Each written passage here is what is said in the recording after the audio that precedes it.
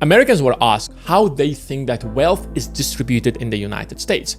And this was their answer. The top 10% are significantly living a better life, they're making most of the money, they hold most of the wealth, and the bottom 20% are barely paying their bills. This system creates an 80% population of debt slaves who serve the top 20% of the American population.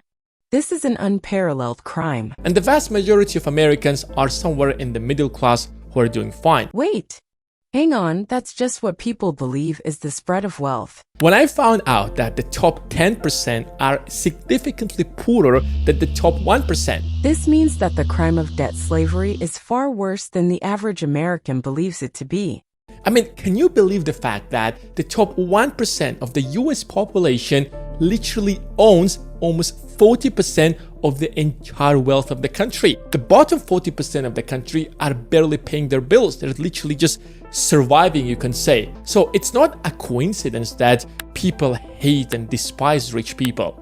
And I'm not saying that you should love rich people and they're rich because they just work hard. Certainly, luck played a role in their success. Yes, they didn't always do the morally right thing to get where they are. Finally, the presenter is highlighting the heinous crimes of the 1% and emphasizing that decent individuals would not establish or maintain a system of debt slavery indefinitely.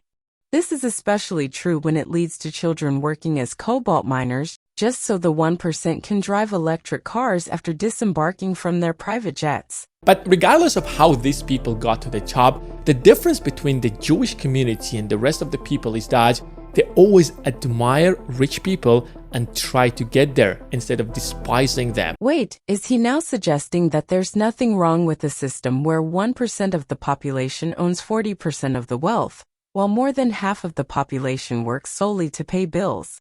Essentially being forced into giving away 95% of their life force to the 1%? So instead of hating the top 1%, the Jewish community encourages their people in order to get to the top. So what he is saying is that the system is a terrible place to be a slave in.